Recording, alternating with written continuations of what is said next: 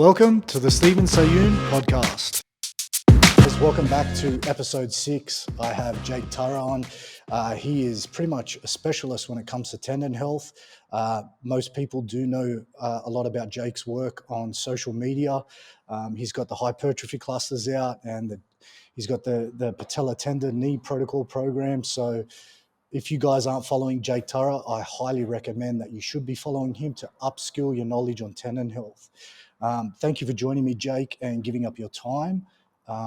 Usually I like to start off these podcasts just with finding out more about you and pretty much what sparked your interest into finding out more about tendon health. Yeah, so you had was it David? Yeah, David Gray. You had David Gray on recently, and he asked me he was asking about my business model, and he said like it's fascinating. You have guys who want to get big and then jump higher, then get knee pain, and they can just revolve constantly, come in and I was like, dude, I didn't from the outset make this business model. It was really just my own curiosity. Like I was a tiny guy, and then I was like, I want to get bigger. So I figured out how to get big. I released hypertrophy clusters. Then I wanted to jump high. So I figured out how to jump high. I released vertical jump protocol. And then I got patellar tendon pain. And probably like 3 years ago, I knew nothing about the patellar tendon. Nothing at all. Like I could point to it with my finger. But then I think it was Keith Barr was kind of the catalyst when I had a conversation with him, and then Jill Cook. And I was like, wow, this is fascinating. And at the point I was at, I'm like, I know enough about hypertrophy that I got big enough, and I'm bored with it. And I don't care anymore. Vertical jump, I can jump pretty high for a big dude. I'm bored with it. But the tendons for me, still currently, I guess I know quite a bit, but I'm still really confused. And that's what is still fascinating to me. It's still enjoyable to try to understand these things. And maybe I get to the point in a few years where I understand it well enough and I kind of just am done with it and move on. But right now, I'm still trying to wrap my head around tendons. And yeah, I've went through a bunch of textbooks, went through like as much research as interests me. And there's way more questions than there are answers. But yeah, so that's kind of where I am now, is the focus on tendon health, more specifically like patellar tendon, Achilles tendon. But their tendons are made of pretty much the same thing all across your body. So you can kind of apply the same understanding of the same concepts. Would you say, now just going onto that, like obviously that you just said the patella tendon and the Achilles tendon are very similar. Obviously they're the same. They're kind of made up the same. Would your rehab protocol in terms of early stages of rehab be very similar when it comes to loading for a rehab for process? Those two probably. So like that's one thing. Yeah, that's one thing where I've really like early rehab is very different for anything, because you're trying to target that specific tissue. Like you need to work around on that tissue. When you get to late stage rehab, it's pretty much the same for a patellar tendon, Achilles tendon. It's like, what are you trying to get back to? And we've addressed all of those local issues that we're just the late rehab probably look very similar. But in terms of early rehab, like that 4-stage approach of like isometrics, then go on to lifting, then go on to store and release. It's probably going to be pretty good it's very good for the patellar, probably going to be pretty good for the Achilles. I've kind of outsourced my Achilles recommendations. I've been like, go follow David Gray's work, because David Gray's done so much more work with the foot. Yeah, with the foot, and then what's going on with the foot's really going to affect the Achilles. So making sure that people have an understanding of that, because I don't think you can just go and bang out iso calf raises and then heavy calf raises and then try to get back to sport like you could with a patellar. With the patellar, you can just hammer the quad, and a lot of people will feel amazing from, not everyone, but I think you'll feel you have more of a chance to make a meathead approach with the patellar than you do with the Achilles. At least that's kind of what I've seen. And I haven't seen like too much Achilles. But the main thing is when you start to get the patellar or the Achilles problem, step number 1 is stop doing what's provoking pain. Stop poking the bear. That's step 1 across those tendons, probably across any tendon. Stop doing the thing that's hurting. Step way back down, which is usually slowing things down, because tendons are loaded more with rate of loading, with the speed of loading. So step way back, and that's where isometrics are zero rate of loading. A chance for you to get things like get your brain using the area, because when I say stop loading, stop poking the bear, if you just rest the area, it's going to get even worse. So it's like if you push too hard, that is terrible for your tendon. If you do absolutely nothing, that is terrible for your tendon. So you need to find the middle ground based off of where you're at that point in time. So that's where usually the recommendation. Not everyone needs to go and do isometrics or heavy strength. Not everyone needs to do that, but that's like a fail safe. It's like stop doing all the fast stuff, stop doing the things that are provoking pain, and let's go way down to the isometrics or the heavy strength. It's I like to think of it as a fail safe because I don't really train people one on one. I have to give general recommendations. So it's like, you not everyone has to do that, but it's a safe way to go about rehab. Let's keep loading the area without provoking things. But when you work one on one with someone, you could probably keep, like for basketball, for example, it's so hard to get basketball players to stop playing basketball. They never stop playing basketball. So it's like you work one on one, find ways for them to keep playing basketball without provoking pain, which can be a battle. But the easiest thing is like, hey, stop. Just stop doing the thing that's provoking pain. Yeah. And then we can build you back up. Yeah, definitely. I've dealt with patellar tendonitis in the Army. I was a rifleman. I had severe patellar tendonitis. It took about, I reckon, a good 5 years to get rid of for me. And I've dealt with Achilles tendonitis. I'll go into that later. And what I found was my quad atrophied massively. And I noticed that I just couldn't get the quad to fire, or I just couldn't get a nice contraction or that mind muscle connection down there. And the things that worked for me obviously were passive treatment with dry needling to release obviously not release it, but I found just to improve the tone of the rec fem, and isometrics.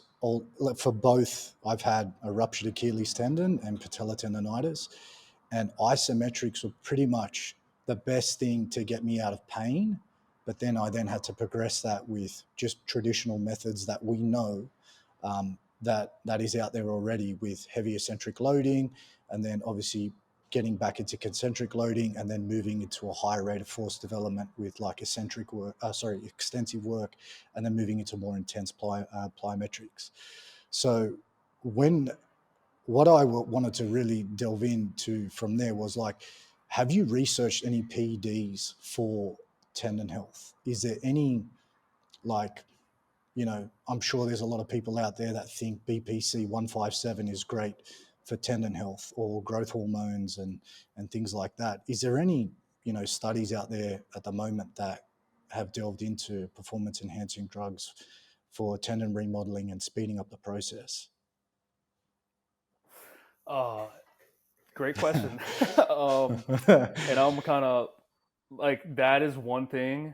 I mean, I'm aware, and I've kind of stepped away from it because when you start to look at the tendon remodeling or the tendon healing process, there are so many different components. So take one, there's so many different components of tendons. There's the collagen, the interfascicular matrix, elastin, proteoglycans. There's so many different, and then there's different enzymes or growth factors that are happening simultaneously. So let's just say there's like 100 things going on. And then we're going to say, let's just take this one substance to enhance. What are you going to enhance though? You're going to enhance the collagen production. And then you start to look at, you don't just accumulate collagen in your tendon. Every single day, your body is breaking down collagen, and it's putting collagen in. It's breaking it down. It's putting it in. Some of it's type 3, some of it's type 1, maybe some of it's type 2, maybe some of it's type 4 within the basement membrane. There's so many things going on where I'm like, I've really avoided that, because how do you know you're doing the right thing based off of the complexity of the tendon? And how do you know you couldn't potentially be causing issues? So for example, you can get a cortisone shot for your tendon and your tendon pain will go away, but that's terrible for your collagen.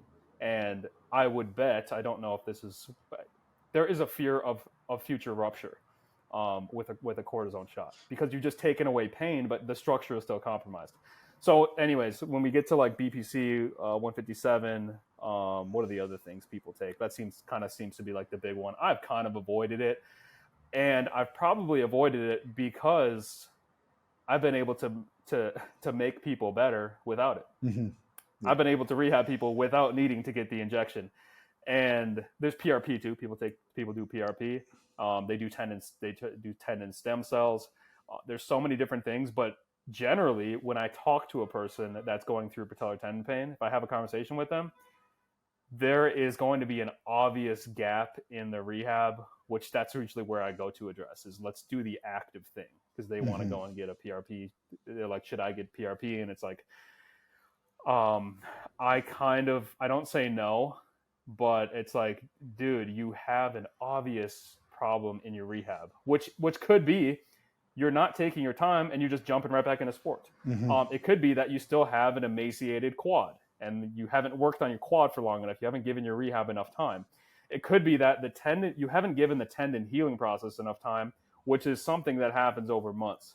If you have a really bad tendon pain, and it is correlated to the structure of your tendon, that thing isn't going to improve in a week. That's going to take a very long time, which means you have to be patient and you have to stop poking the bear and re-aggravating the tendon healing process, or maybe potentially like restarting it. So the whole thing, and this is probably just me. This is just me in general as the tendon advice I give. I'm like, if you want to go get that stuff, if there's no harm and you don't mind spending the money, go ahead.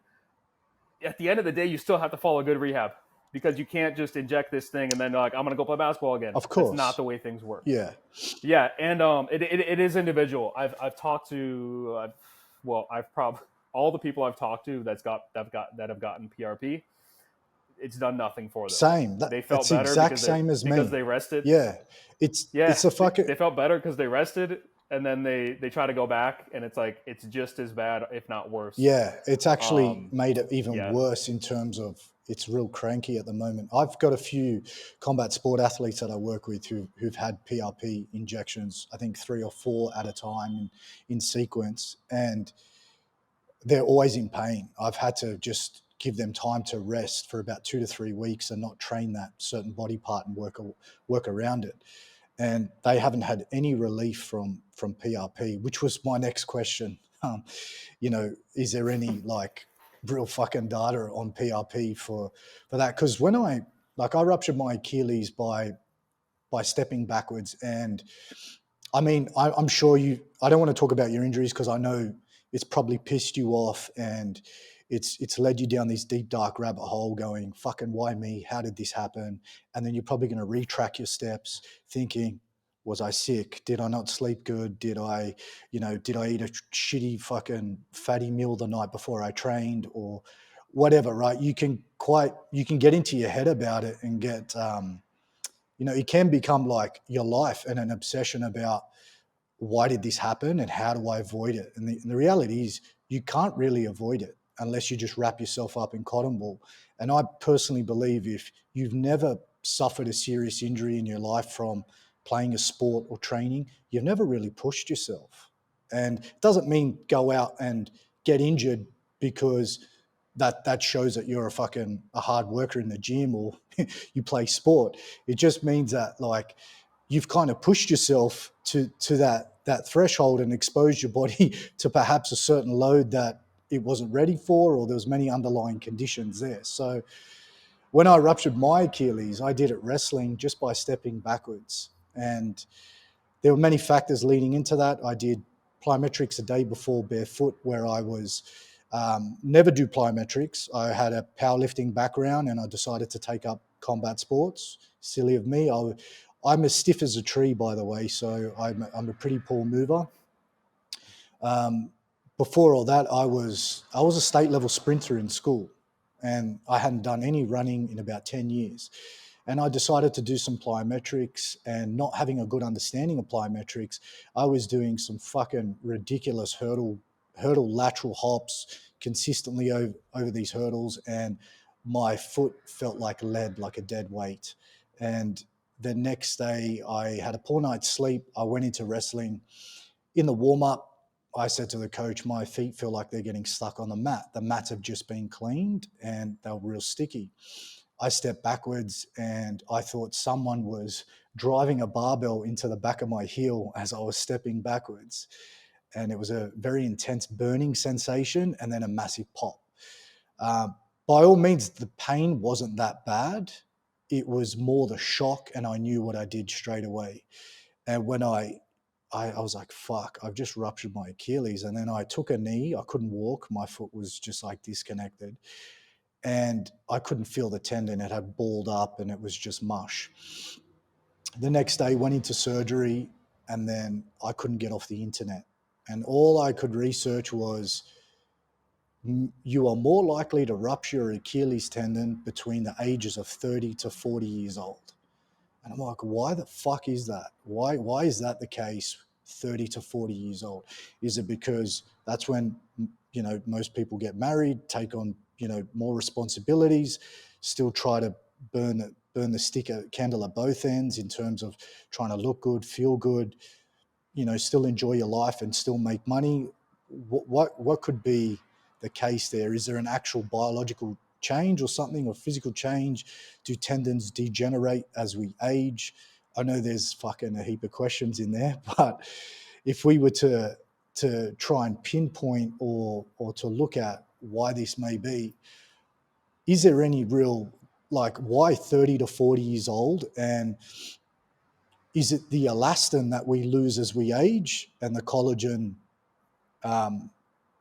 Obviously the collagen, I heard from your previous podcast with David and Matt, has a shelf life, I think, of 200 years or a half-life of 200 years. Correct me if I'm wrong. Yeah. So to give you a quick, I'll let you answer that. Yeah. So it's like, the question of why more ruptures 30 to 40. And usually that'd be Achilles. I think patellar is actually, I think, the same age range, like 30 to 40. But you see a lot less patellars. And I think whenever you rupture, it's going to be when you have a high load on the tendon. So like, why are there a lot less patellar ruptures? I think it's because guys are not changing direction as fast as they once were. They're not jumping and landing as high as like what guy 30 to 40 wants to jump as high as possible anymore? Like it's very rare. But Achilles things you use all the time. You do. When do you step back? You step back in like so many different sports, and that's where you see the Achilles ruptures. So I think that's why you see more Achilles versus patellar, but it is the same age range, 30 to 40 years old. I think by the time you hit 40, 50, 60, people just stop overloading their tendons like they did because they stopped sports. They stopped the high load things. Not everyone, but it's just the commonality. So why the whole question, why is there ruptures? Yes, another great question, which now my head has gone down 50 different avenues, but I think it is. So like I did say that, yeah, the collagen has that half-life of 200 years. So you could say that, and then you'd think you're born, all the collagen that's laid down, you're good. Like your collagen should be good forever. But you do have breaking. So your collagen will break throughout life. A lot of things you do are breaking your collagen fibrils. So you could have a compromised tendon because you've broken a lot of collagen fibrils just through overload.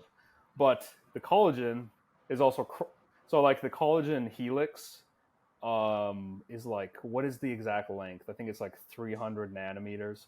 So like you have a helix like that. 300 nanometers is not, I think it is, I'm probably wildly off. But anyways, that is, the collagen helix does not run from the muscle to the bone. It doesn't run all the way through. They're staggered with one another and they're linked with one another. So you have these cross links with the collagen, and those cross links can break. Those cross links can also get sugar cross linked. And one of the ideas there is like diabetic people have more sugar cross links. So you think of anyone 30 to 40 years old, they've had elevated blood sugar for a longer period of time. And a lot of people are pre-diabetic by the time they reach 30 to 40. So they probably have weaker, more brittle cross links between their collagen helixes, and their collagen fibrils would be weaker, probably more prone for tearing. And if you break a number of collagen fibrils, sure, they do come in, like the fibrils run from end to end. You can break some of them and then they'll actually fuse back on one another.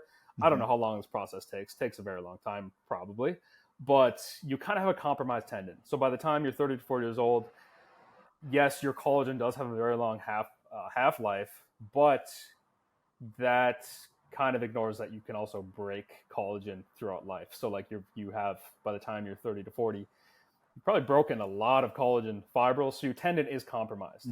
And if you're broken like a significant number, your tendon is definitely compromised. So when you do that step back when you're 30 to 40 years old, I bet you have a much more compromised tendon than you did at 20 years old. Yeah. Like your collagen fibrils are definitely, they're more broken. And your body has been coming in to repair those. It's been doing its best to repair those. They're probably laying down more collagen, but those things take a very long time. And then you take in the fact too, they did this study, it was just on walking. So you can see how much the Achilles tendon elongates when a person is walking.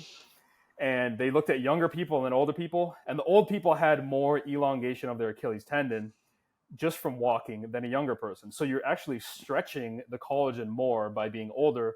And that's probably because the collagen fascicles, they have the ability to be protected by the gel within your tendon. They can kind of slide and rotate whenever you load them.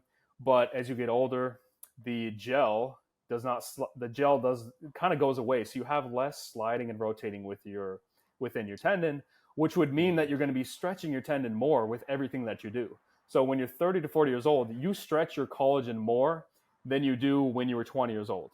So you're basically at more end limits of your collagen when you're older, because it doesn't have the capacity to slide and rotate to protect itself.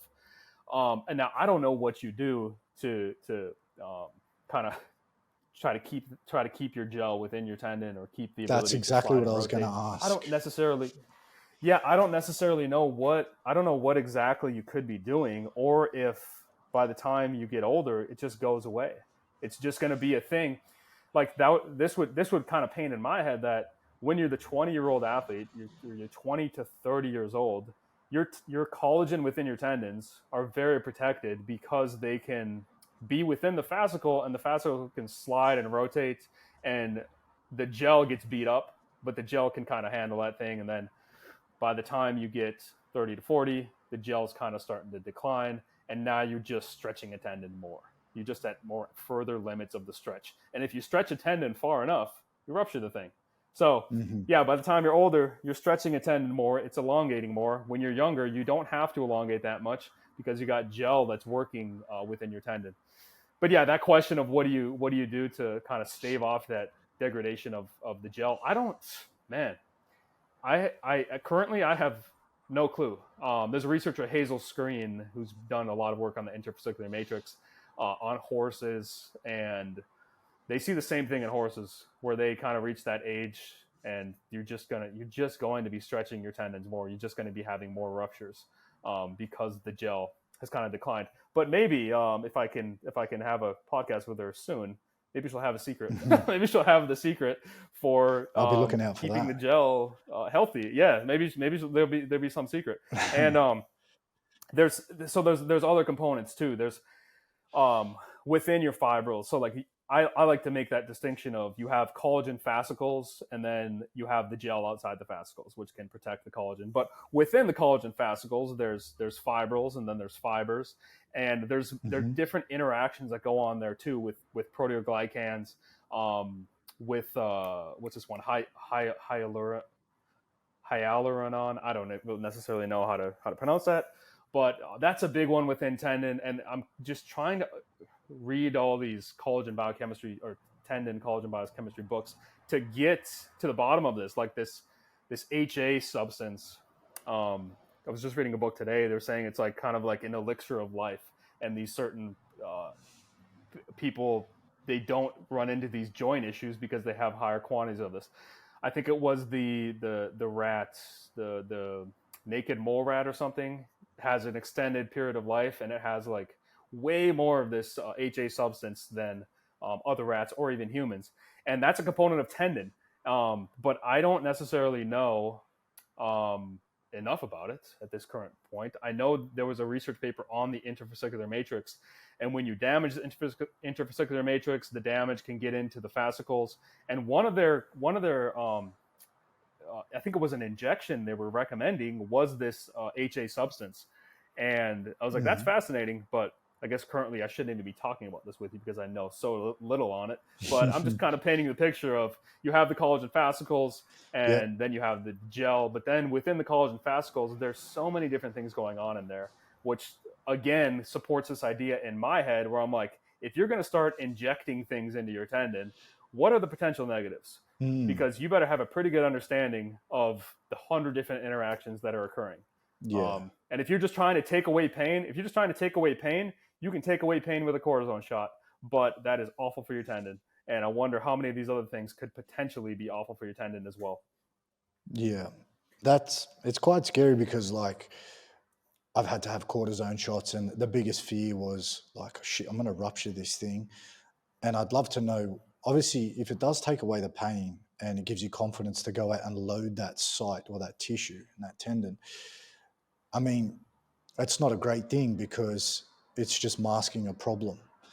But is there is there a chemical, like freaking ingredient in the cortisone that can actually have a negative I don't necessarily effect? know what it is, but I think it's so you have collagen and then you have collagenase. Collagenase is like a proteinase that degrades the protein collagen, and I think that's what's happening. You just have an elevation of collagenase, and I think that's literally all it is you're degrading collagen, and collagen is the thing that is making your tendon strong. So if you do something that degrades your collagen excessively, your tendon is now less strong. When we get to predicting ruptures or even having fear of ruptures, that's where it gets really hazy because so many of the mechanisms of tendinopathy, if you look at tendinopathy, you can image someone with tendinopathy, they're probably going to have collagen degradation, but the connection of that person going on to rupture is not clear at all. People have even said there's no connection of tendinopathy and tendon rupture. One of the things people have with tendon rupture is a lot of them rupture their tendon and they have no pain prior. So you would think, like just common sense, you would think I go out into my sport, I damage a bunch of my collagen, my body gives me pain, and then I keep pushing and then I go on to rupture. But there are people that they never experience tendon pain and they go on and rupture. And it's like and it's not a crazy activity that they did. It's like it's a step back and they rupture their Achilles tendon and they're like, why did I rupture my Achilles tendon? I've never had Achilles tendon pain in my life. So that's one of the questions where you're like, you would think you have this clear-cut thing where it's like healthy tendinopathic tendon rupture is the end of the line. But that's not really how things go because you could just be normal and then go on to rupture. Or you could be normal, have tendon pain, and deal with that tendon pain for 20 years and never rupture, even though you continue to load the thing. So that connection is not clear whatsoever. You would hope that it could be because when you rupture a tendon, you're screwed. Especially your Achilles, you're screwed for like a year, and then you might be screwed for the rest of your life because your Achilles might never work like it did before.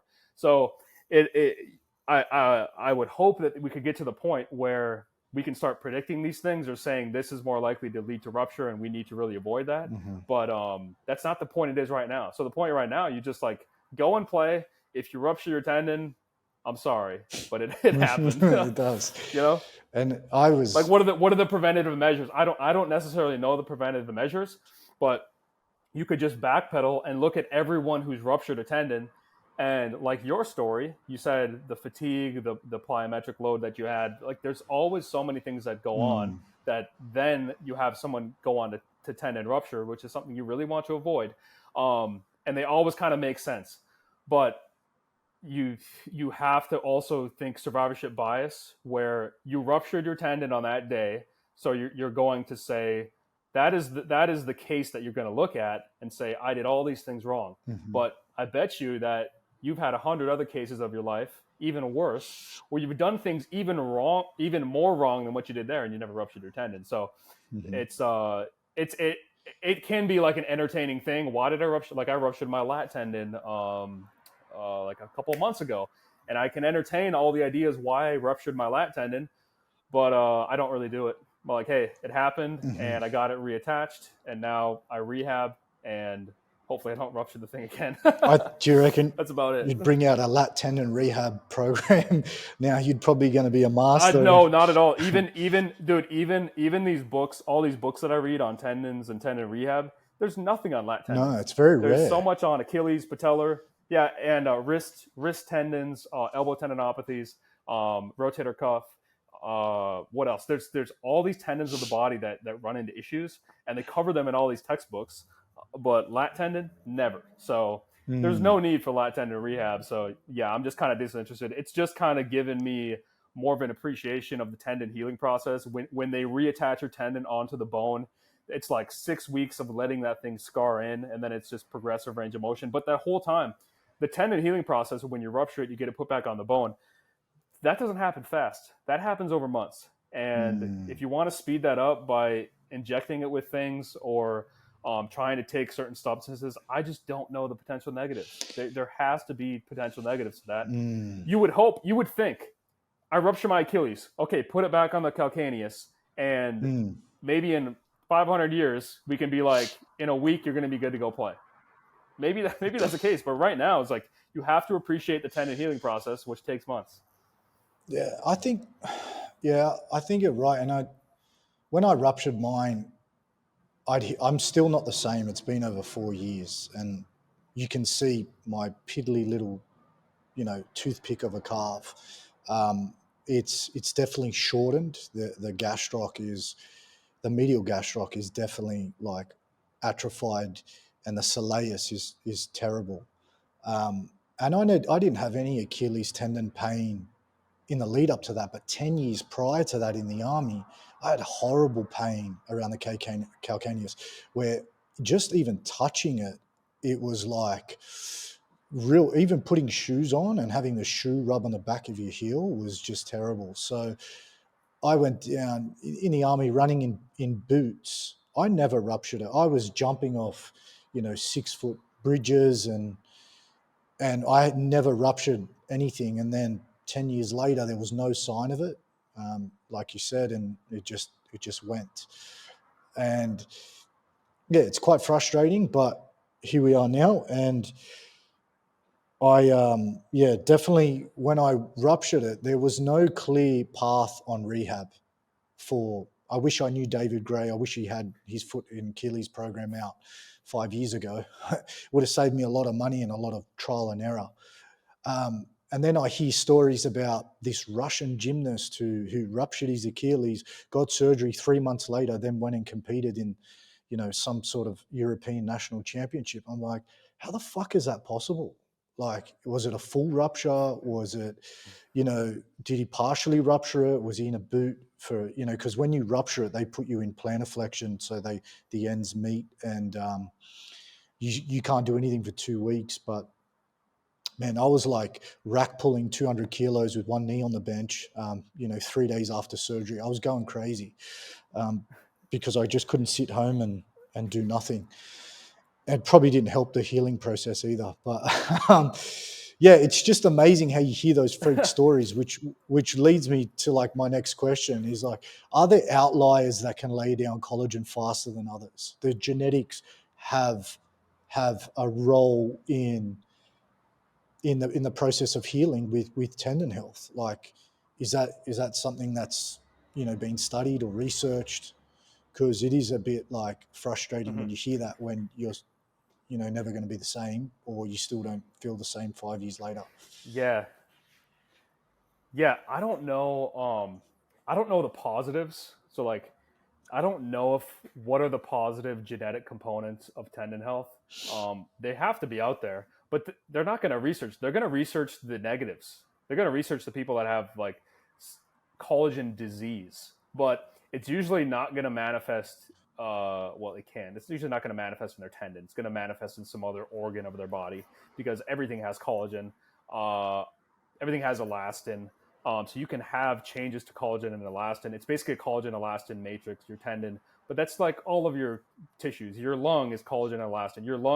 Your lungs have a lot of elastin, but if it was just elastin, it couldn't withstand the expansion and contraction. So it needs collagen as like this strong scaffoldings, but it has way less. It has way less collagen to elastin ratio than a tendon, because a tendon doesn't need to expand as much as a lung or like an artery. So, anyways, when you talk about the genetic components of tendon health, I'm sure they're out there. I'm sure there are people who can have way better collagen 1 than someone else based on some genetic component. I don't necessarily know what it is. I do know we know a lot of the negatives though. There are so many different negatives, and like one of them's Ehlers-Danlos syndrome. There's some people have issues with their skin. The thing is, they just don't usually manifest as a tendon issue. There's not like a genetic thing where you have this genetic mutation and you're going to go on to get tendinopathy or have a compromised tendon, because something else is probably going to give maybe before that. But this makes me think that kind of I can't really answer that question, but you made me think when you talked about you had your Achilles pain back when you were younger, and then you ruptured your Achilles now. So I was talking with David Gray and Matt Watson kind of about this idea of delayed onset muscle soreness. When you go do an activity you're not accustomed to, you get a lot of muscle damage, you get a lot of muscle pain. But I was thinking you probably damage your tendon a lot too, because whenever your muscle contracts, it has to pull on the tendon. Every single time it's pulling on the tendon. The tendon is just responding to what the muscle is doing. So I'm thinking, if there was a connection with those tendon ruptures, because it's usually a case where you're unaccustomed to what you're doing.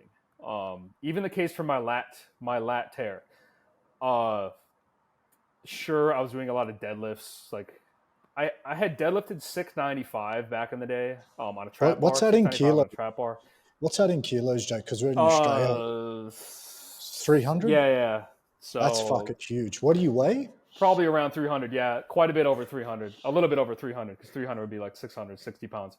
I was probably like 220 times, so 100 kilos at the time. But yeah, so I was deadlifting significantly less at this time, but I didn't have kind of the buildup of deadlift volume that I had back in the day, because back in the day, I just tried to lift heavy. That was it. I just got fat and lifted heavy. But now currently I'm like, I'm going to try to maintain strength, and I'm going to play a lot of basketball and dunk. That's kind of what I'm doing. So like, I went in, did the heavy deadlift to rupture the lat tendon. So I could kind of say that like my lat, because the lat tendon is just going to respond to what's going on at the lat muscle. But my lat muscle, maybe this is a bad example to use the lat because it's so rare. But the idea I'm kind of having with the delayed onset muscle soreness idea is, because you're detrained to what that thing is, your muscle forgets. Your muscle sucks at being intermuscularly and intramuscularly coordinated. It doesn't know how to coordinate the activity. It's kind of like use it or lose it. So once you take it away, when you did your wrestling thing and you had that little step back, you probably done the step back many times, but add in all this fatigue from what you did before, add in XYZ with the sleep, and now your muscle sucks. Your calf muscle sucks. It's not very good at intramuscular coordination. So in that specific moment, your muscle sucks at what it's doing. For me, when I'm doing the deadlift, my lat muscle sucks at what it's doing, but the muscle doesn't go. The tendon goes for some reason. But the muscle, the idea is the tendon is already kind of stretched out, because when you did your step back, the calcaneus is stretching the tendon. Your muscle engaged too late. It's so a timing issue. Decided to pull because your calf contracted while your tendon was compromised, already lengthened at the bone, and then it's too much pull on the collagen, it's too much strain, and pop, there goes the tendon. So that's kind of the idea with my lat, was like, it's already lengthened because my hand is on the bar. It's already lengthened because my humerus is pulling on the tendon. And then in the moment when you use your lat when you deadlift, your lat should engage. My lat just engaged a millisecond too late. And then it did engage. It fully engaged, but the tendon was lengthened, and pop, there goes the tendon. And I'm sure you could get away with that. If I was younger, I'm 32. When I was 20, I probably could get away with that, because again, go back to the structure of the tendon. My collagen has a really intact structure. A 20-year-old kid probably has really intact tendons. You had a pretty intact tendon when you were going through the army doing all that stuff. Your tendon was more intact than what it is when you're older because of all the damages that have gone through, maybe the elevated blood sugar, the metabolic problems you've had. Your tendons just get more compromised with life. So the whole thing with fatigue, maybe that can support the idea of it's not necessarily a fatigue thing. It's just an aging thing. And your tendons compromised because of age, because you've been in the fatigue states a million different times in your life. You never ruptured the tendon. It's just now it doesn't have the capacity because you got older. So let's find ways to decrease aging of tendon. I know, right?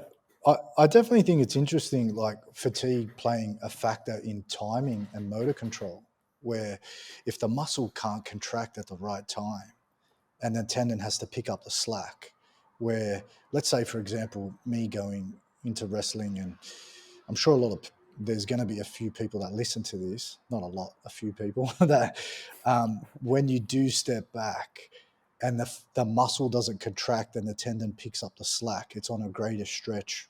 And like you said, the collagen, you said that the damage to the collagen over the years, I wonder if it could ever it's definitely not repairing. The damage is there to some degree, right? Because if it was, let's say 10 years ago, you had Achilles tendonitis and then you rupture your Achilles 10 years later, but you've had no pain in the lead up to it. You've been active, you've been physical, and you've been training and keeping load through the tendon. It's interesting to see that there must be a degenerative change in collagen as we age. There has to be, because like it wouldn't happen if do you know what I mean? I just correct me if I'm wrong. I'm kind of mind fucking myself here, but it's like the collagen isn't repairing like we think it is. Then if it's rupturing, and let's say you've got no pain in the lead up to it, and you're still loading the body the exact same way, you still weigh the same, you don't have high blood sugar, you got good metabolic health, and there's no underlying health conditions. It's just interesting to think that like age really is a thing. Like as you get older, you're more prone to injury, and I don't think you can follow the best S&C program in the world, take copious amounts of TRT, whatever it is, and I still think you're going to run into some sort of problem. You're higher risk as opposed to being younger, and it's a hard pill to swallow because you want to stay active as you get older. And it's like, well, Steve, wrestling is a young man's game. It's a young man's sport. And it fucking is, unfortunately, because your body just can't deal with the stress as well. So anyway, it's just my perception on it. Yeah, so the collagen,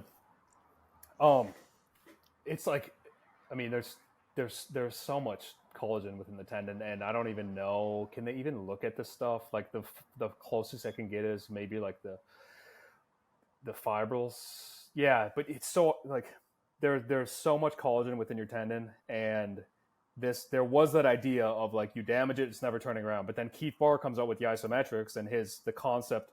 It's always so difficult when you look at a whole tendon and then try to bring it down to the microscopic level and say this is what's happening with collagen.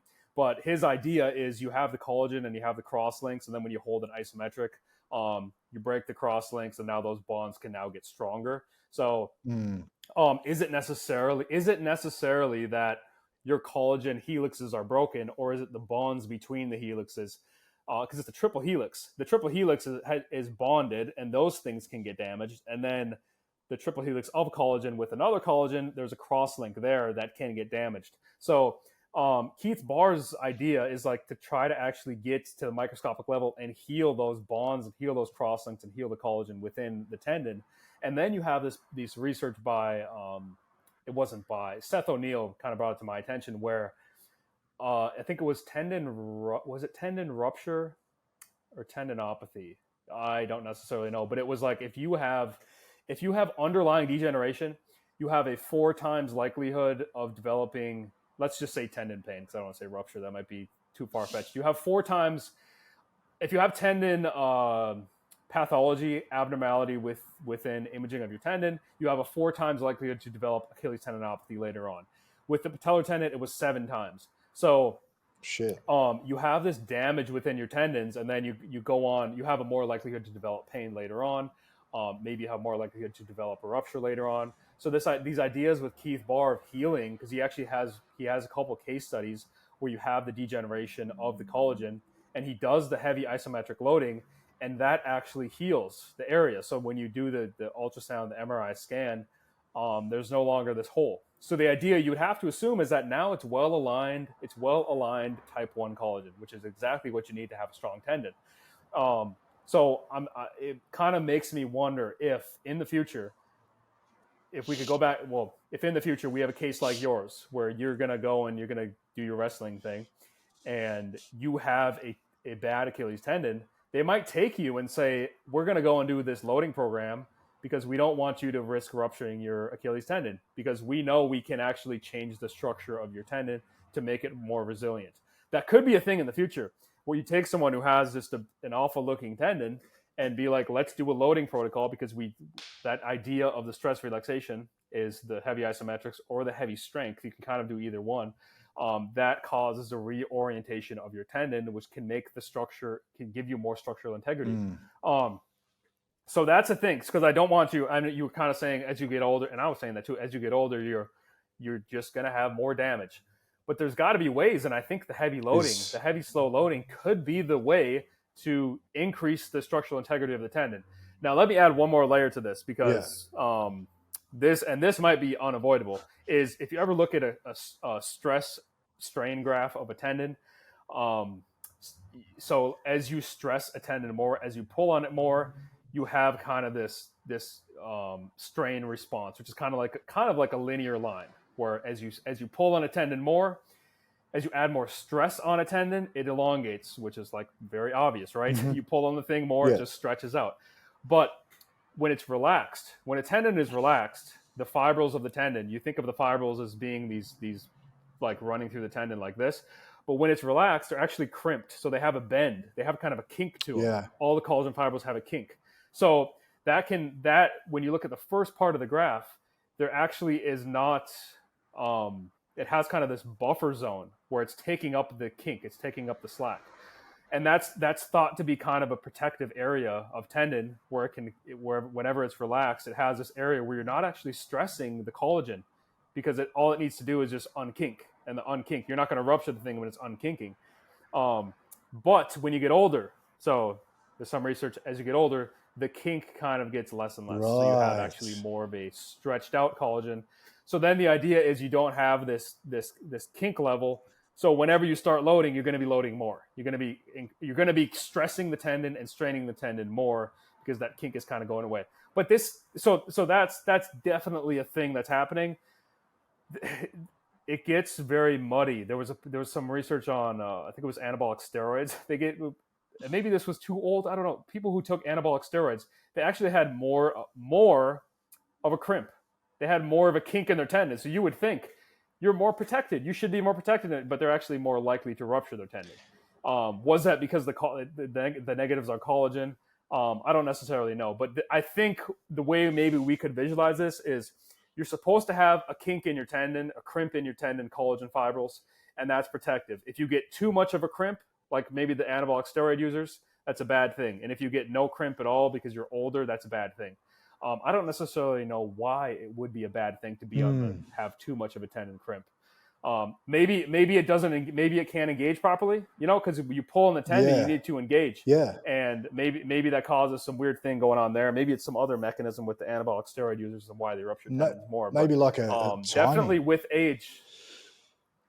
Yeah, it could be. Yeah, it could be that too. And it could be just it's like this idea of being super physiological levels where your body's like, what's like you've injected all this testosterone in here, and for some reason that did something to the I can't even think of the mechanism why you would get more tendon crimp, because your muscles would be bigger. I would think your muscles would have more force output, and I would think they would kind of have more of a resting tone. I would think that would be pulling on the collagen more, which would decrease the crimp. So that doesn't really make sense to me, but You definitely see that with age. That normal tendon crimp kind of goes away, and that would just be like you have these ideas that it's like you are going to be getting more collagen, more tendons. You're going to be lengthening tendon more as you get older. And it's just like your collagen is more stressed as you get older, especially if you have degeneration with your tendon, because now you're going to be those fibrils are kind of done, and now you're going to be doing the same activities with less fibrils, unless you give it time. Because Joe Cook has this idea of treat the donut, not the hole. That if you have a tendinopathy, your body actually lays down more type 1 collagen on the outside of the degeneration. So it could be a thing where as you get older and you want to have the same structural integrity, we kind of do this naturally as we get older. We rest more. We take more days off. And if you just take more days off as you get older, you're giving your tendon more chance to lay down more collagen around the areas that are damaged. So that could be one thing where it takes care of itself. Maybe that's why I ruptured my lat tendon, because I'm still an idiot and I just train as hard as I can, as often as I can. And maybe it's a thing where I'm going to take an extra few days off because of I just feel I'm a little bit older, but the tendon doesn't always tell you what it needs. Exactly. It often does, but not always, so. Yeah. Well, look, did you warm up like effectively before you hit those trap bar deads? Were you warm? Or? I never warm up ever. I just hop. My warm up is the trap bar deadlift. So it's like I hop in and maybe that might be whatever I feel on the day. So it's like, well, I start with the bar and then I go like 1 plate, 2 plates, 3 plates, 4 plates. Oh, well, that's a warm up. I've done that. That is the warm up, yeah. But that's this whole thing of like let's make sure all the muscles do specific things for the lats. Yeah, I don't think even before the lat tendon, I'm not going to walk in and try to pull 550. I might walk in and pull 400 because 400 is nothing to me. But close to like 200 kilo. Like I might actually go and do that. But now that I ruptured my lat tendon, there's no way I do that. I will definitely warm up That's before right. doing deadlifts now. It'll make you not saying that was the cause or that I'm fearful. It's just like I just don't want to rupture my lat tendon again. Exactly. That's it. Yeah. Like the amount of time that you take off from the thing, people talk. You could talk all you want about people having a fragile mindset after injuries and how it's unreasonable and you shouldn't be thinking that way. But it's like, well, whoever's giving me that lecture, go and rupture. Yeah, exactly. Go rupture one of your tendons, and like you don't want to do it again. So even if this has like a 0.01% chance of decreasing my chance of rupturing the tendon, I'm probably going to go do it. Yeah, exactly. And it was like me, because I always put up a post of like, not always, but I have put up posts in the past about how to deal with setbacks and injuries. And it's always a psychological component behind it, where it's like you love training. Training's your life. It's your business. It's your bread and butter. And when it's taken away from you just by one silly movement, and it's just like, well, how do I work around this? And I remember doing seated good mornings. I was, doing single leg hip thrusts. I was Bulgarian split squats on one leg. It was just training one side of the body, and it was horrible. But there were days where I just felt like I couldn't be fucked doing this. What am I doing this for? But it kept me sane. It was the only thing I could do. Like, I mean, if I was you, I seen you, smashing out your lateral raises on one side, and you're going hard.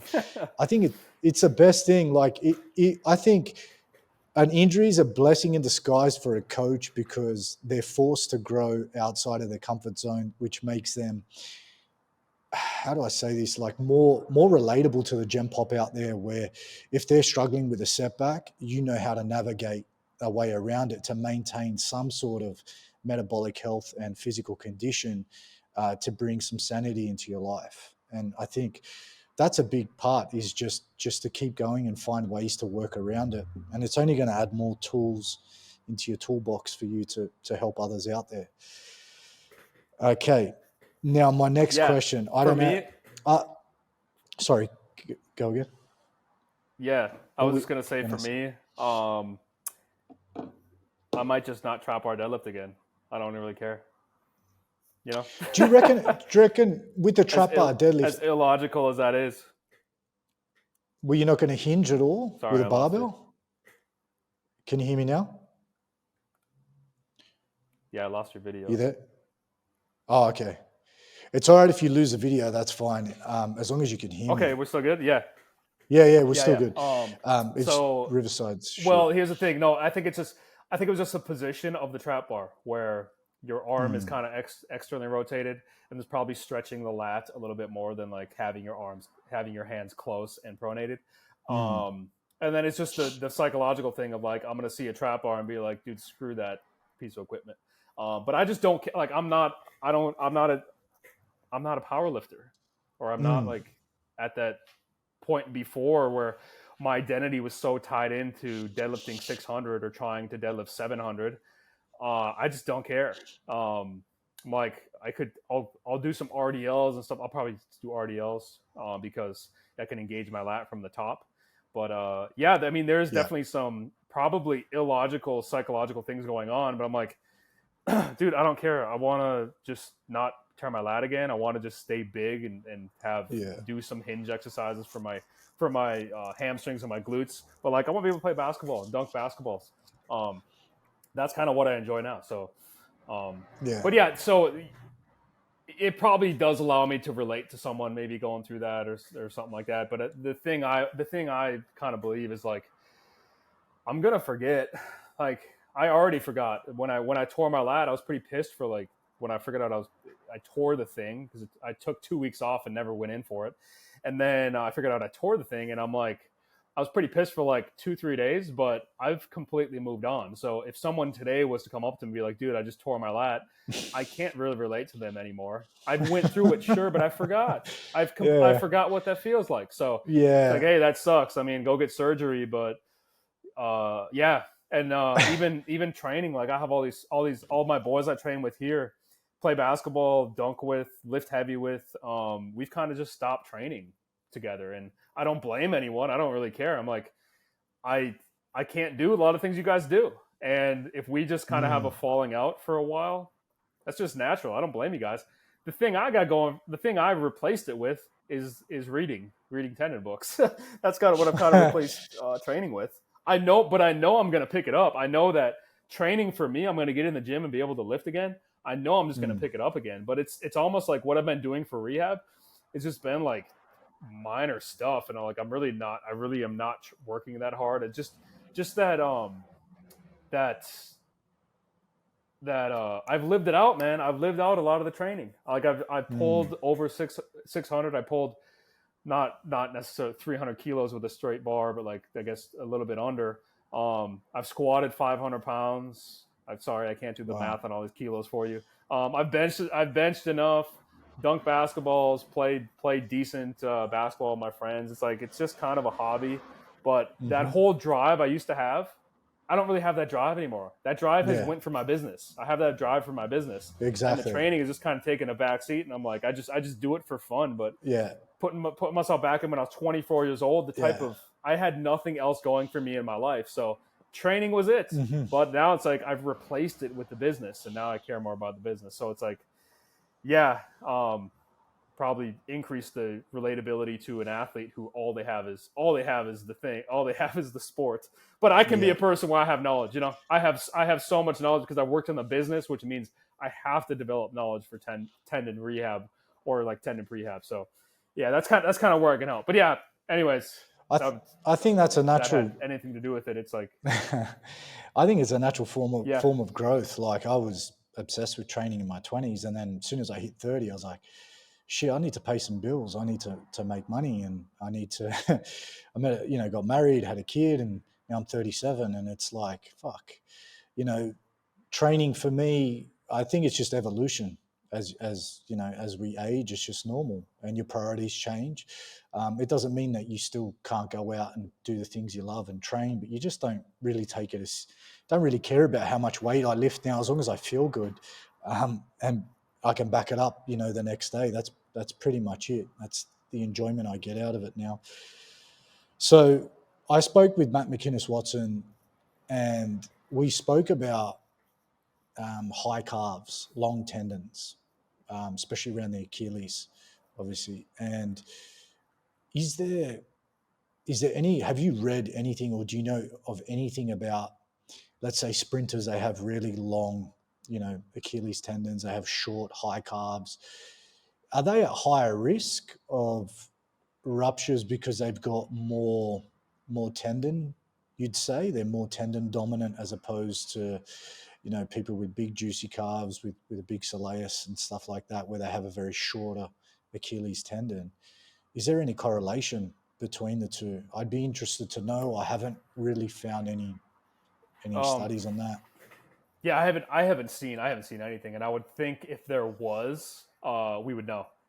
I Yeah. think we would. I think we would. It would be pretty obvious where you'd be like, "Hey, fat calves, We don't got to worry about your Achilles." But then you got the guy with the high Achilles, and then you start to worry because you probably would just see those commonalities. So I don't actually think they exist. The interesting thing with the way the body's structured in biology is like if you have that person with huge calves, um, they weigh a lot. Big muscles weigh a lot. They store a ton of water. That doesn't really Mm-hmm. help you for any fast sport. For just like pure speed, a big muscle like a huge calf doesn't really help you. But if you can just shorten the calf and make it tiny, and then get a massive tendon and a super long tendon, that is really beneficial for your sports. It's really beneficial for everything because the tendon doesn't take any energy, and the tendon is always going to be. So if you look at any muscle is Mm. always fat and huge, and the tendon is always tiny. Always, the tendon is Mm-hmm. tiny and goes into the bone. So Yeah. if you can just have a person with a really small calf and a super long Achilles, like that is beneficial for speed. That's beneficial for movement. Period. That you're not taking any energy anymore to support this massive calf, and you can just get it all through tendon. But I think that's genetic. I mean, that is genetic, having a Yeah, long definitely. tendon and a small calf. Yeah. That's probably why you just see it. You just see it with all the sprinters is like this survival of the fittest, where these guys have all come out and they have this super dominant Achilles tendon, and you don't see much muscle mass there. Whereas the guys with the huge calves and the smaller Achilles is like now you have the trade off where you have to support that muscle with the calories and whatever, but it also weighs a lot, taking up a lot of Mm. space. And if you could just get rid of that muscle and have a super beastly Achilles tendon, you're probably gonna be one of those guys who is sprinting in the Olympics instead of like running a marathon or something. Yeah, you it's know, interesting because marathon runners have big calves, but skinny quads, and everything else is skinny, but their calves are huge. And I'm just wondering if the extensive nature of plyometrics of um, a very low rate of force development of high volume would actually help with tendon. I'd be interested to know. I just guess I'm just throwing shit out there, but I don't know. I reckon, if I found that doing a lot of extensive work coupled with isometrics, I still can't get good plantar flexion on that side. I can't get to the top of a calf raise effectively. I have to do two up, one down approach to get that extra stretch. Um, and I found the extensive work, like large volumes of it, to be with full foot contacts. Um, that gave me it would kind of bridge the gap between giving me the confidence to go back to wrestling. And I remember you say just earlier, you said, "Oh, I'll never trap bar deadlift again." I bet you will. At some point, you will. You'll go back to it. It may not happen in a year, but you will go back to it because you'll feel you'll feel good enough to go back to it and ease your way into it. And that's what kind of bridged the gap for me. Obviously, the lat's different to the Achilles and shit like that, but um, with the rehab protocol. But I found that the extensive work in nature was like the missing link. The rehab programs, particularly here in Australia, S&C coaches, uh, no one really had a clear line of, this is where you got to start. This is, there was no real protocol. It was calf raises, isometrics, bilateral pogos. There was no I wish Matt McInnes Watson was earlier there too with David Gray. There was no offset pogos to stress the Achilles on the trailing leg with a bigger stretch. It was all like bilateral pogos. Let's move into hurdle hops. Let's move into constraints with boxes, and I never got back to wrestling with that approach, and it's probably the time frame of healing as well. But I do think there is a lot of merit to going through it and seeing what worked for you, and then trying to wrap your head around it to think there must be something here with the extensive work. And if you look at marathon runners, they got big fucking juicy calves and everything else is small. But then you look at sprinters, high rate of force development, they've got longer tendons and shorter calves. It's smaller calves. It's like, should we? It's just interesting to know where maybe we could, add in more extensive plyometrics as part of someone's rehab process to Achilles tendon ruptures. It would be something I'd like to look at. But that is, where I got the biggest the cross connect with getting back to sport was the extensive stuff. Yeah, it's actually like so. It is fascinating to me to look at Achilles rehab, and it's like so I think if you get a tendinopathy or you get a tendon rupture, it's almost like I had a post on this because I'm a fan of Nas, the rapper. He's my favorite artist of all time. But he had an album on Stillmatic. He had a song called Second Childhood. So I had this post on the second childhood of tendon. And it's when you have a first childhood of tendon where when you're born, the whole thing is built. Like it's basically all cells. And then the cells start to lay down the scaffolding of collagen. And it takes like 17 years. And then you have a tendon that can support load. And then it's done. 17 years. So at 17 years old, 17 years old. It takes like 17 years for you to build your tendon, like skeletal maturity. So like most of your tissues that need to support load over like 17 years old, you've reached skeletal maturity. Sure, you can still make muscles bigger and bones bigger and everything and tendons, I guess, but it's like they're basically like the significant building is done because so your skeleton mature. So the whole all the markers in the extracellular matrix of your tendon, they're like 100 times elevated when you're born and then you're building. And then by the time it's built, those things are like gone. But if you injure yourself, like you get a partial rupture or probably get a tendinopathy, or if you get a full rupture, you restart the process. So you have to restart the childhood process of building a tendon.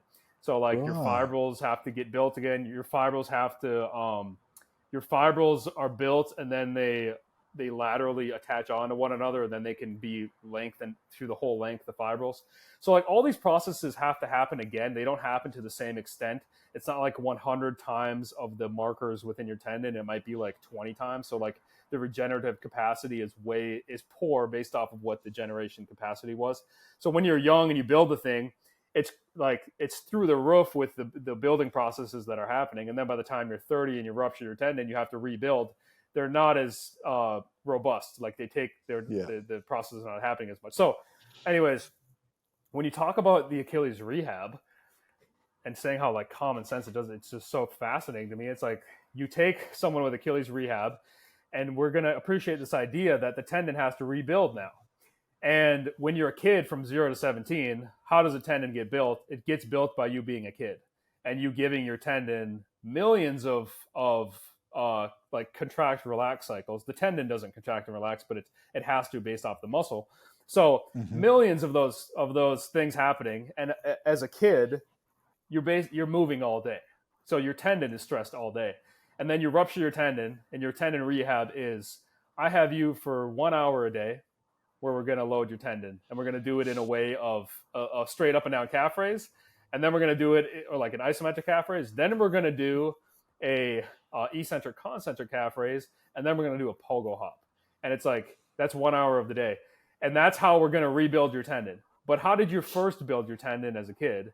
You built your tendon by 12 hours a day of running around, of moving, of variability too, of doing so many different motions. And that's where Matt Watson probably has that pinned down, where the variations of plyometrics. Because if you think of when you stress your Achilles tendon, and you have pain in your Achilles tendon, there are some motions that hurt your Achilles tendon, like a pogo, a bilateral, or let's not take bilateral because you can compensate to one side. If you just said unilateral, Yeah. like Yeah. you can do up and down, pogo hop and maybe be fine. But then if you have to move forward, you might be like, "Ooh, that hurts." Or if you have to move off the inside edge, it might feel fine. The outside edge, it might hurt. And I'm kind of Yeah. thinking that your Achilles tendon, it doesn't all work the same. You have you have many different fascicles. Maybe you have like 30 different collagen fascicles. But when you have a pain or when you do a certain motion, you're going to be loading one fascicle more than the other. So maybe the inside fascicle more than the outside. Right. Just like when you do something for like your medial gastroc or your lateral gastroc, you can kind of bias exercises to work those more. And those are going into the tendon. So like that, the medial gastroc and lateral gastroc, they go into the tendon. And I think they're going to be pulling on different fascicles at different ways. So when you do variability of pogo hops, you're probably stressing different fascicles. So when you're getting back from an Achilles rupture or Achilles rehab, Achilles tendinopathy, if you just did bilateral pogos and then went into, and you got rid of variability and you just said, you did isos and now you do the lifting, and now we're going to go to store and release. And if your store and release is just like 2 exercises, and if you think of you regenerating your tendon to where it was, what you didn't do 2 exercises when you built your tendon as a kid, you did 1,000,000 exercises as a kid because you moved and you did a bunch of different sports and everything. So it makes me kind of think that how stupid is it that if you're trying to regenerate your Achilles tendon and you're going to stick to very few things, that makes no sense at all because your tendon was exposed to a number of different things. So you have this idea of multiple sports as a child, play multiple sports as a child for movement variability. Like, I bet you that's going to probably get into the tendon world and be like, you don't just do pogo hops, you do a number of different movements. I look at it with the patellar tendon too, and I'm like, I've had to rehab my patellar tendon 4 or 5 times, and one thing that I love in patellar tendon is playing spike ball. I play spike ball, and there's the movement variability I get from spike ball versus, let's say I need to go to a change of direction drill and it's just a 90-degree cut and I'm just practicing a 90-degree cut. I can get a 90-degree cut in spike ball and an 80-degree and a 70-degree and a 60 and a 50 and a 40 and a 30 and 20, 10. I can get all these different cuts because there's variability of motion there. So I think this idea of, yes, the tendon is stupid and you just pull on the tendon and it strains, that is going on. But I bet you internally, if you give yourself a variety of different motions, you're going to be stressing different fascicles within the tendon, which is going to make your tendon better over time because you're increasing robustness of all those different fascicles. So the Achilles tendon, it's crazy to think that you've taken it and been like iso lifting, now pogo hops, and now return to play. And I'm like, maybe there needs to be variability within the pogo hops. Just doing a bilateral pogo hop is probably not enough. Yeah, it's the extensive nature. So I actually after the rupture, I went back to boxing really early, and obviously I couldn't bounce on the toes or I couldn't move effectively, and I was very limited with that back leg, and that was my leg that was at the back, which was the one that I ruptured, which would have the biggest stretch the whole time while you're boxing. Developed Achilles tendonitis, especially in winter. So when it's cold, I'd wake up every morning and I was like, fuck, this really hurts, like especially around the calcaneus, around the bottom. And I would always get up in the morning and I'd get my Graston tool out and I'd rub the shit out of the tendon. I'd jump in front of the red light, do about 10 minutes of red light. And for some reason, the red light worked wonders. I don't know why. I don't know how it works. I've just got one at home and it just helps with my sleep. Anyway, my tendon was hurting and I was like, all right, I can't load it. I can't do a calf raise. It's hurting. I'm just going to rest. And then I rested. It felt worse. I was like, fuck this. I got my son in the pram. My wife's like, can you take him for a walk? I just need a break. I was like, fuck it. I'm just going to walk. I'm going to push him in the pram for as long as I can. And I'm just going to push through the pain. I pushed through it and never came back. Pain never came back. It was weird. It was like I just walked through the pain. The pain would have been about a 2 or 3 out of 10. It was there, it was nagging, but it wasn't debilitating. And I just kept walking and just kept fucking walking on this thing. And it just went away. And I was like, so it comes back to your thing where it was like too much rest has a negative transfer. Doing too much has a negative transfer. Finding that balance, and just by walking and moving, I had great results from doing that. But with the patella tendon, in that sense, I couldn't even sit down on the toilet. I'd have to like pistol squat on one leg down to the toilet, and even just driving a car and a lack of movement was the same thing. If you bumped your knee, getting out of the car was fucking painful. Couldn't sit on your knees and stuff. But it is interesting, like actually getting that movement through the body and knowing that. Sometimes that's why I look at rehab and I look at exercise, and it's like, let pain dictate what you can do. It's just a lower form of training in a sense where, it'll dictate the ranges you can train in, the exercise selection, load management, the rate of force you can put through it. I just think with tendons now, it would be probably using pain as a guide would actually act as a tool in a form of rehab in itself. And with the extensive work, the thing. Go on.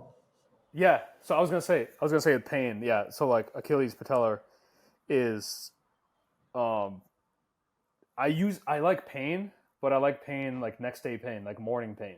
I don't think pain during training should be used because you'll be cold, so you can come in cold, super painful. You warm up a bit, and you feel like on top of the world. You can do whatever. Not every case, but that usually does happen, and that's where people get into trouble because then they do way too much. Like a basketball player will do way too much, and the next day it blows up, and it's like, okay, you can't do that. But I do like your story with the walking thing because I think if you take an exercise like walking, where it is going to be kind of painful, and then you kind of go through it for many minutes or hours, that probably has a really good effect on your Achilles tendon. You just got to be careful. Like, wake up the next day and be like, do I have a blow up of pain? And it's like, you actually might not have responded well to walking.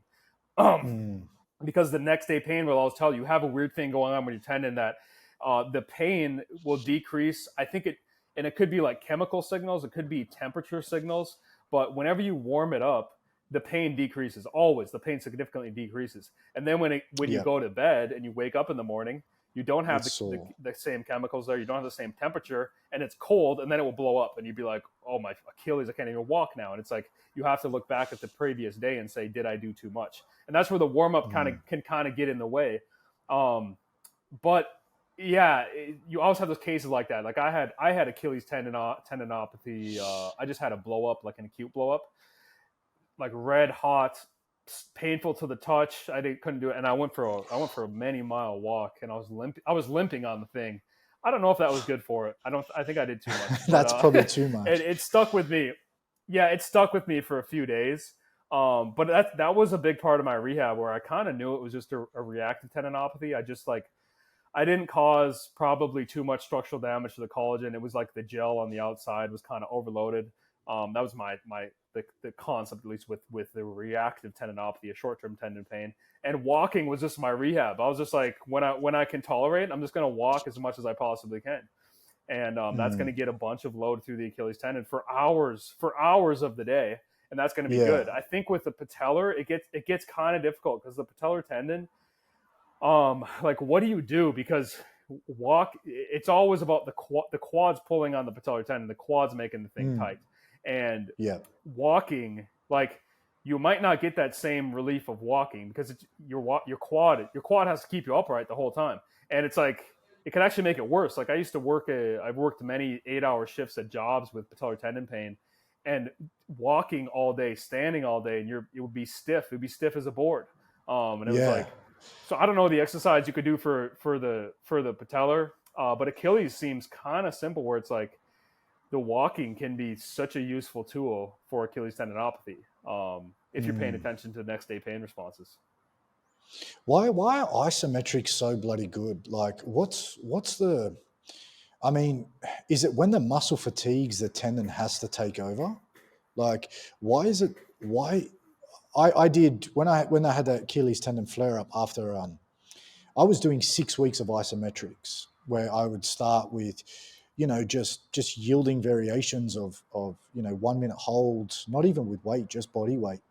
And honestly, like I'd start with bilateral because I was too sore. Then I'd progress to single leg, and then I was going into penguin marches, and it was great.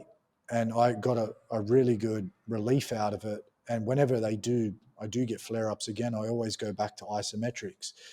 Why are they so good for tendon health? Can you perhaps Yeah, maybe share some I would light on think. that? Yeah, um, probably.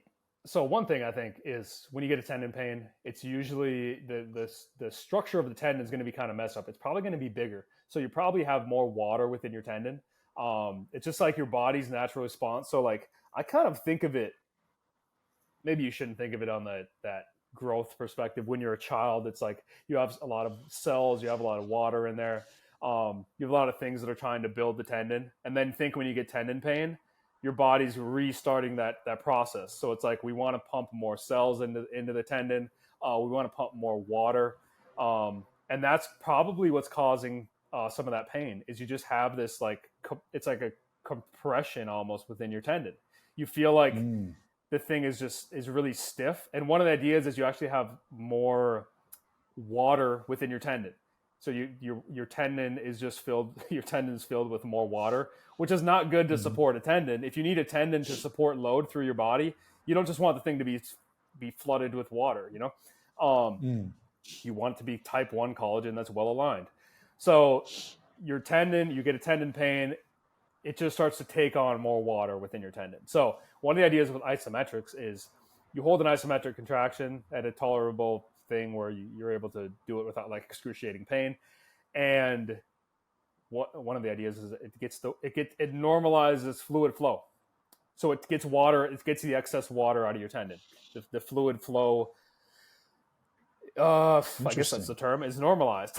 So when you Yeah, right. contract your muscle, like in that 30-second period of time or longer period of time, it's pulling on the tendon, and now the tendon is forced to like extrude this excess water, and now your tendon is no longer feeling this compression. So it's almost like I use the analogy once of like a sponge, like your tendon is a Yeah. sponge, and it when you get a tendon pain, it just gets thicker and more watery. I don't know if it's water or blood, what exactly it is. But when you do an isometric, it actually so it's pulling to strain on the tendon. It's pulling like end on the tendon, and that is what is getting the fluid. Just like you would squeeze a sponge, or you might wring a Yeah. towel of excess water. It's like the same thing. You're getting all that strain on your tendon, and the best way. So the thing with tendon strain, why are isometrics so beneficial, um, is you want to wring the towel or you want to squeeze the thing up and down. A tendon is super hard to get to elongate. You can't just if you're talking about your Achilles tendon, you can't just do a calf stretch on the wall and think that you're going to be elongating your Achilles tendon. You're not. You're going to be elongating your muscle because your muscle is more stretchy than your tendon. So if you just did a passive static stretch, you're not going to be getting that same Yeah. extrusion of water. So someone can be because you're not straining the tendon, you're straining the muscle. So someone can be in bad Achilles tendon pain or bad quad patellar tendon pain, and I don't think they're going to get actually they might get some relief, but I don't think you're going to get the same level of relief of like acute pain from doing a static stretch than you would from doing a heavy isometric, because the heavy Mm. isometric is going to actually pull the tendon end to end, and it's going to get that excess water to get out of there, and then you're going to stop feeling. So it's almost like that water is causing compression within your tendon, and the Yeah. nerves, I think it's the outer nerves that surround your tendon are very sensitive, and they feel that. They know this thing is we're getting pushed out. Something is pushing out on us. So when you can get that water out of there, it's no longer getting that signal of this tendon's thicker, and you don't feel the pain anymore. So maybe that's the analgesic effect of heavy isometrics, where you're just getting the water to come out of there. You're squeezing the Yeah. water out, and the way to squeeze the water out is doing heavy load to get this tendon to strain and elongate again. Tendons love load, huh?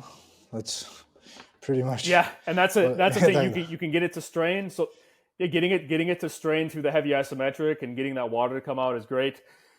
You can get strain on a tendon too by doing a fast maneuver. Like if your Achilles hurts, you can do a fast pogo hop or something, but that's not going to give you the pain relief because I think the water gets No. trapped. I don't think that gets the Yeah. extrusion of water like the heavy isometric does. Yeah, right. Because funny how you spoke about the water and stuff. Like it's like a sausage now. My Achilles tendon. It's like a little fat sausage. It's like double the thickness of the other Yeah, side. And every time it gets sore, or when it does get sore, my physio he always rubs the back of the tendon. He goes, it's pliable. So he always makes sure. I don't know if that means anything. Like he goes, if it's hard, if it feels hard and it's not pliable, then perhaps we need to do some passive treatment to get that a bit more pliable. And I'm like, well, isometrics make it feel pliable, and I don't I don't know how true that is. Is that something that you've come across? Because I remember with my patella tendon when I had tendonitis, it was like a rock, man. It was like pretty hard, the tendon, and I would have to like grasten it and rub it and move it around, and it would give me some relief for about 10 minutes, but it wasn't residual effects. And it was quite interesting. I don't know how true that is, just by feeling a tendon, if whether it's pliable, and that may be, change your way of perhaps treatment or exercise in that sense, just in that yeah. certain scenario.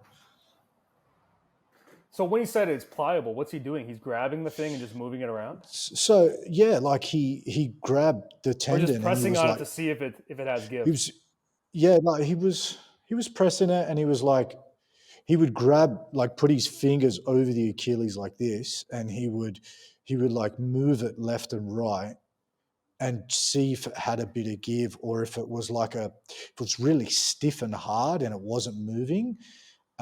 He said that's when he would be a little bit more worried in that sense. And I didn't know if that's a thing, or I don't know, like could be something. But I remember the same feeling now with my patella tendon. It was really hard to touch. It was a lot firmer. There was no. It was almost like gritty. It felt gritty and stiff. Like there wasn't much when you pushed into it. It wasn't as soft as, say, the healthy side of the other knee. Yeah, yeah. I would think I'm just thinking now, like the Achilles, definitely a thing where you can get a lot of movement out of the Achilles and feel that, and maybe because you have a sheath. I guess they don't call it a sheath around the Achilles tendon, the peritoneum. So like you have all the collagen within, but then you have an outer layer of the tendon, which kind of Hmm. helps. Well, you have blood flow is there, so that gives blood flow into the tendon because the inside of tendon is basically like very little blood flow. But the Yeah, outer tendon sheath can give you blood flow. You also get blood flow from the muscle and you get blood flow from the bone, but that sheath covers the entire thing. Because if you're getting blood flow from the muscle, that's only hitting the top of the tendon. Blood flow from the bone is hitting the bottom. But the sheath can kind of give you that. So I think the sheath getting kind of like stuck. There's actually called I think it's called not tendonitis, peritendinitis, without a D or something like that. You can have a peritendin problem with your Achilles tendon. So I bet you that's where it would not want to move around as much. It would kind of feel stuck, maybe like stuck to the skin or something like that. I don't know yeah. what's going on if you have. I don't think that's really common with the patellar tendon. And with the patellar tendon, people can get like that bump on the so you get that That's what bump at the I tibia, had. the Osgood Schlatter place. Yeah, people can Yeah, get that's what that, I've or they got. can get a bump at the kneecap. And Yes. it really doesn't when you're older, it really doesn't mean anything. It's just there. Like it might go away, it might not, but it's like there's no correlation of that being associated with pain or the function of your tendon. It's just there. So that's what I would think with the patellar, when you talk about the pliability and whatever, is like you can have these outgrowths of tissue like that Osgood Schlatter bump that doesn't mean Mm. anything as you're older, and then there's one at the bottom of the kneecap where kids can get. It's called Sinding Larson Johansson, which is the same thing as Osgood Schlatter as a kid. It's just at the patellar tendon location. So like same thing, you can have a bump. I think I have a bump on one of my tendons at the kneecap. Yeah. It means nothing. It's like just a vanity thing, maybe if you want to get rid. I don't even think you could surgically get that thing removed. Just doesn't matter. It's funny. But yeah, the pliability thing, definitely a thing at the Achilles.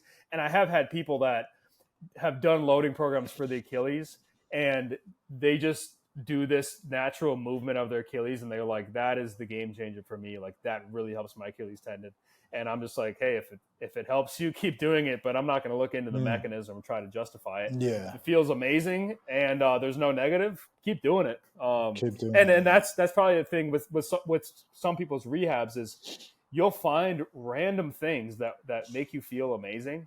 And it's like, I'm not going to try to look into the mechanism because it's probably just individual to you. If you feel like playing with your Achilles tendon and moving it side to side is great for your Achilles tendon, you got to follow a loading program. You definitely got to follow a loading program. But if that thing helps you, then go ahead and do it.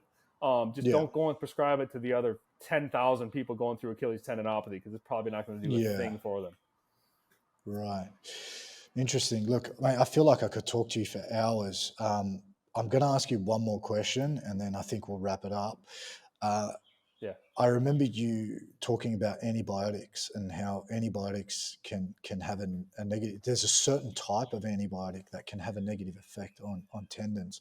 That kind of scares the shit out of me because I just wanted to know like what type of antibiotic it is and how long like to get that shit out of your system before you would feel, let's say, not confident, but like if I was taking antibiotics, I wouldn't want to do any jumping because I'd be scared to rupture something because, you know, the signs are there. But is there like a time, like how long does it stay in your system? Would you have to wait like, let's say a week after you finish your course of antibiotics to return to say plyometrics, or is there anything on that? Because I'm pretty sure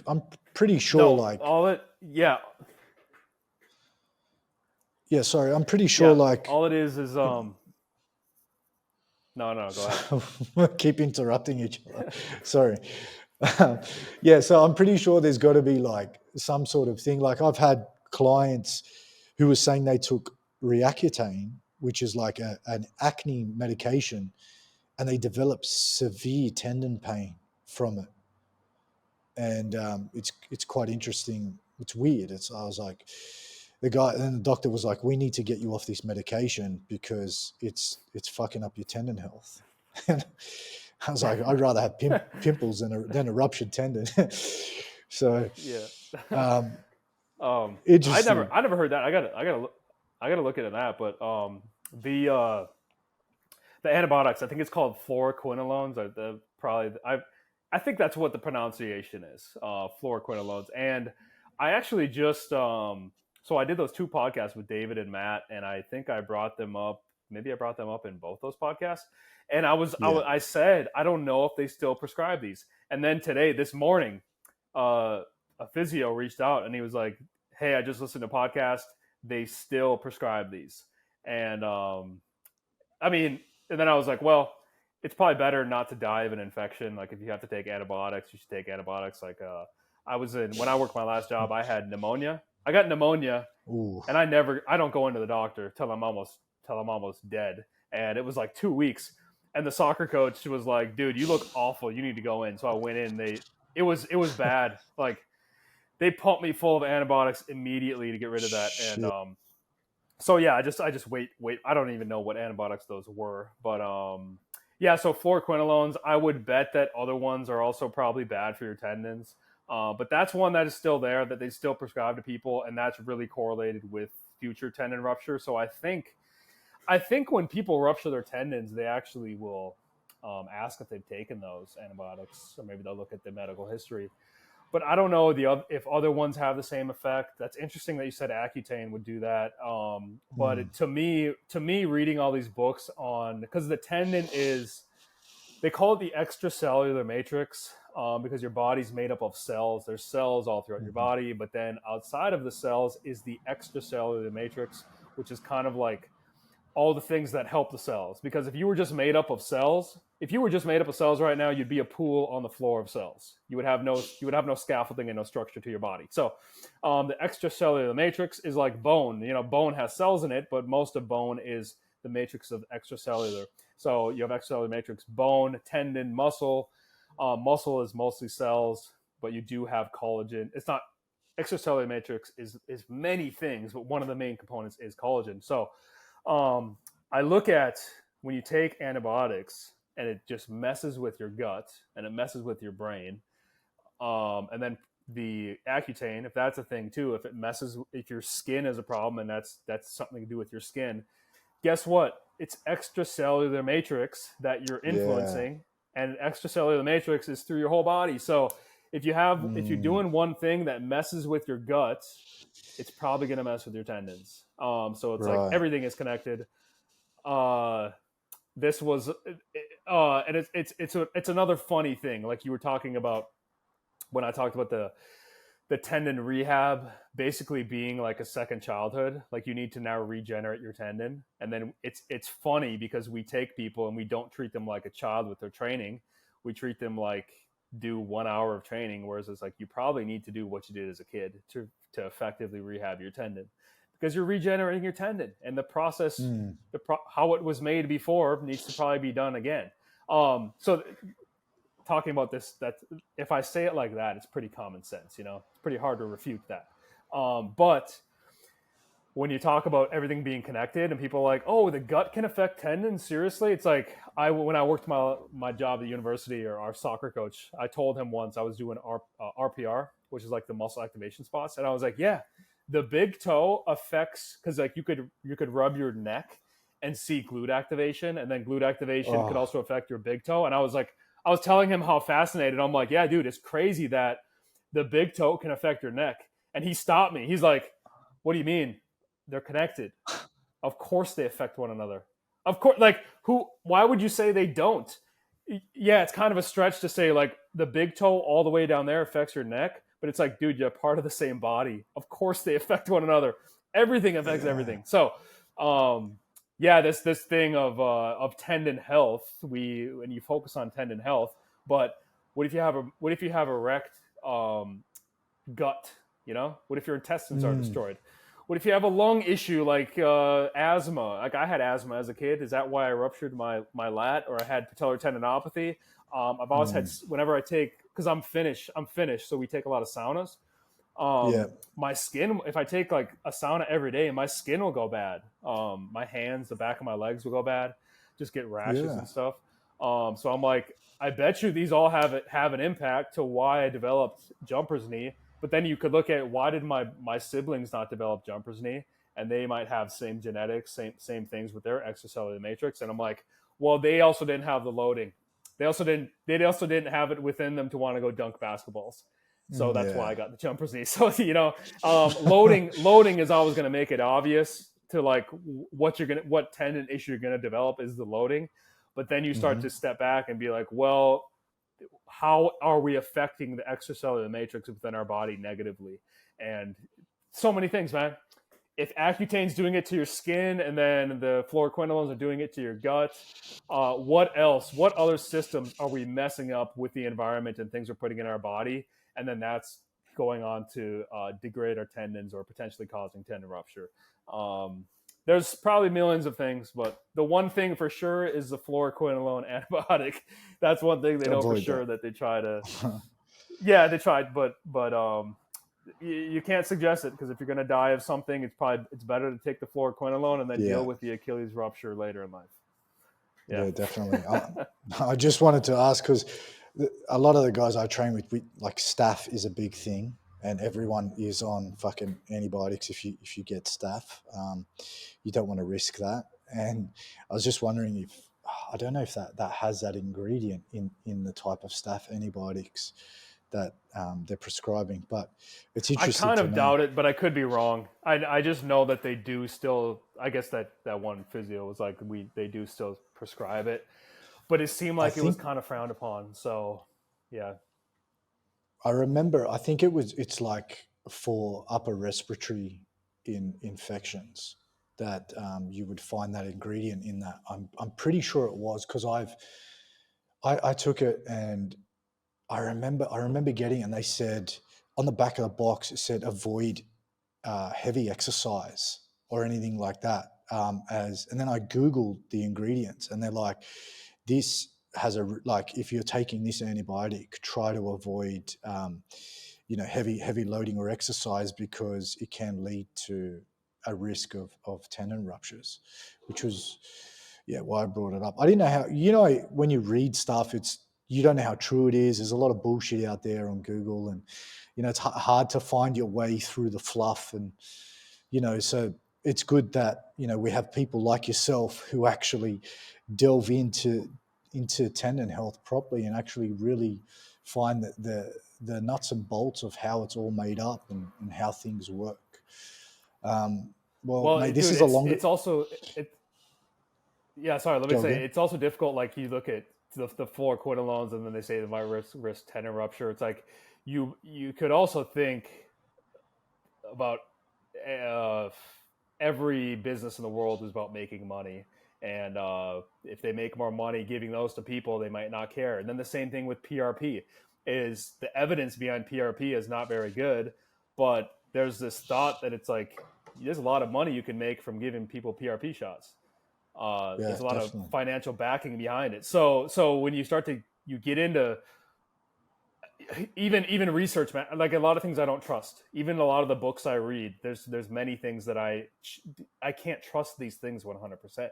Mm, It makes it very difficult. But you look at things like the PRP or the antibiotics, and it's like there's just money backing everything. So, dude, even the books you read, like how much money do they make off of tendon ruptures and tendinopathy? yeah. Do they even want us to solve tendinopathy and tendon rupture? Or Same as they're gonna keep bombarding. Like they say, for some reason they say fluoroquinolones are associated with tendon rupture, but and this is probably a conspiracy theory, but how many things are they hiding that they're making money off of that are just wrecking our tendons? And they're not going to be public about it. But I'm exactly. a conspiracy theorist for saying that. But I maybe if I get enough into the biology, the biochemistry of it all, you can find some things where it's like, well, they're not telling us about this thing, and this is definitely bad. So there Yeah, probably are some things out there, but right now the common ones like fluoroquinolones, and then like elevated blood sugar for a very long period of time throughout life, yeah. terrible for your tendons. I mean, they're just pretty obvious things we know. So metabolic health is definitely a big factor, and I mean, I don't want to go down that whole rabbit hole of they want to keep you sick. They keep you living longer. They Yeah, want yeah, to keep you living a shittier life, but everyone's profitable from it. But that's a whole nother yeah. conversation. Same thing with cancer. I'm pretty sure there's something out there that they're not, you know, releasing, and it's like, fuck, man. Surely someone's come up with who's close to finding some solution with cancer, and like there's got to be more out there. And I don't want to go down that whole thing. It's Yeah, yeah, yeah. yeah. All right, Jake, you know what, this is probably the longest podcast I've ever done. My ass is going numb, and it's been fantastic. Thank you for giving up your time. Where can, look, before we wrap things up, where can people find you? So anyone who listens to this and who wants to upskill on tendon health, can people book in for a consult call with you? Is that an option as part of your services, to pick your brain and things like that? Yeah. So I'm mostly on Instagram, Jake Tura, Tuura, and then Twitter, same Jake Tura. I have a website, jackedathlete.com, a few products there, but yeah, I'm working on a tendon course. So right now I just have one on training program for a patellar tendon because I know jumper's knee. I feel like I know jumper's knee very well, and like other tendons not so much. But I'm working on a course to try to maybe encompass a lot more of the tendons, or just focus on patellar tendon. I don't know yet. But yeah, I do have a consultation call. If you go to my Instagram, I do have a link in there. So like I just do 30-minute calls with people. to talk about whatever. But yeah, it's mostly around tendons. So yeah, that's where people can find me. And hopefully this has been useful, man. There's a lot of things I still do not understand, so I feel like I just ramble on. But every once in a while, some gold nugget will come.